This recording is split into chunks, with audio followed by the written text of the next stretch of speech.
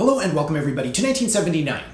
Now, let's talk about today. Okay, at the making of this video, it's 2021. You think about a stainless steel iron. Okay, now imagine what a stainless steel iron looks like in your head. For me, it is a massive cavity back that rivals the Big Berthas of the 90s. Okay, just think of these huge cavities with the greatest technology in them, right? Which is just basically a damper slapped on or glued on the back of those things, and you're just like, yeah, that's a big old huge forgiving iron. That's what Water Hagen is doing these days even. But back in the day when they made stainless steel clubs, and that's why I love Ultradyne, is they were like, we want something that's going to last a long time. Like even today, lots of times when I look at clubs online or I see them in like a thrift store or something, the Hagen Ultras are just rusted beyond recognition. Just like, chisel off this rust and it's a Hagen Ultra. Whereas the Ultradyne series, stainless steel, can look pristine still with this shaft over hosel design. Very interesting that they made bladed stainless steel. And then something happened it was because of the Ping Eye 2 and people started trying to find fault with it, and the only fault that you can find with the Ping Eye 2 was it's too loud, it makes a clacky sound instead of a softer clacky sound, and so we don't like the sound of it. And so everybody started slapping dampers on there. I blame Cleveland and the VAS. And so they've moved away from the cool, clean, really beautiful stainless steel irons that we had in the vintage world.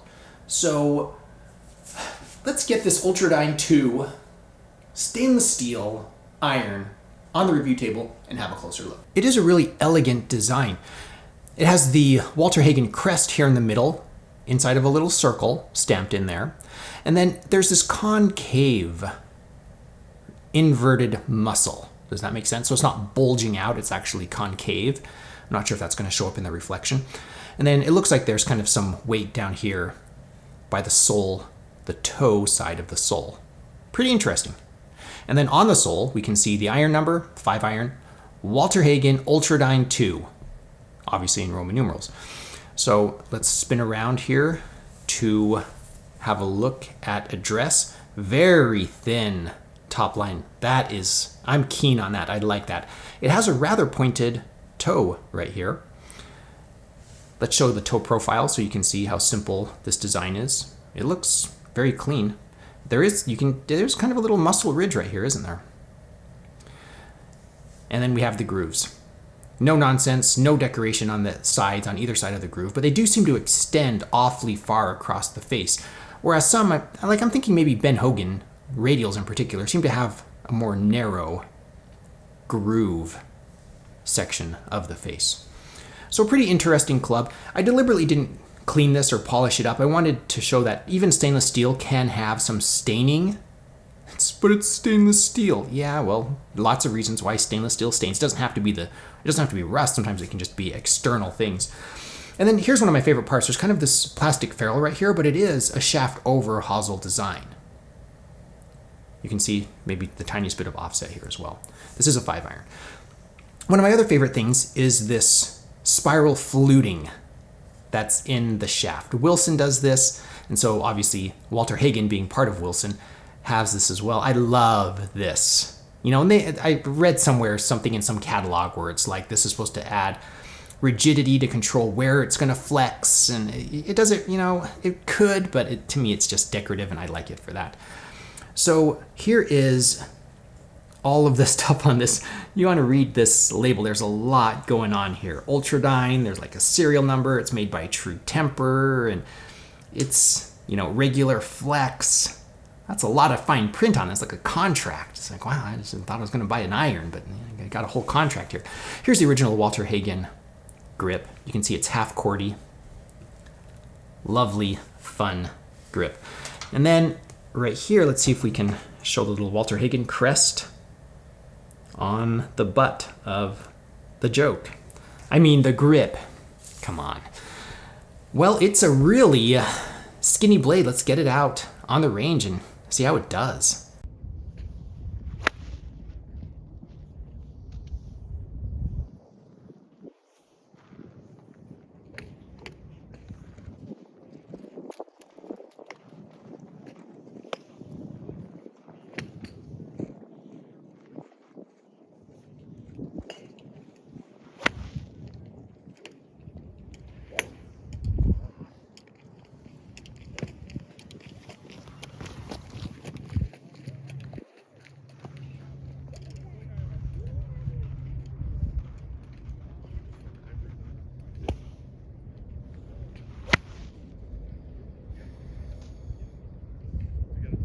these do sound a little bit different than forged irons. To me, it's not a big deal. It's just something that I kind of log away. You know how like when you flush an iron, and then you're like, oh, all right, that's the sound I'm looking for. And it's really like subconscious. I'm not like focused on it. It's just a little subconscious little thing that passes through your brain. That's the only difference between this and like a forged iron for me, just a little tiny sound difference. But it feels like a blade. It feels like a really solid, good blade. I like it. It's really clean. It just it does what it does, and it lets me focus on golf. And I don't have to think about it. Oh no, this thing at the damper on the back that was glued on is coming off. Oh, the weight's coming off. Oh, it's just a blade. It's beautiful. It sits in my bag. Very clean. Love the Ultradynes. Maybe the most underrated vintage 70s club on the planet are the Ultradyne IIs and the Ultradynes. I mean, they're stunningly beautiful, in my opinion. Again, everybody has their different opinion. So, is the Ultradyne II underrated in golf circles? And is the stainless steel club underrated in golf circles? It's an interesting discussion. Let me know your thoughts in the comments below. As usual, if you want to support the channel, I am accepting patrons on Patreon. I post a few behind the scenes things, and we like to message back and forth. You can also visit my Amazon shop, which I'll put a link in the description below. I am an Amazon associate. I make proceeds from qualifying purchases. Thank you so much for watching. I am the Vintage Golfer.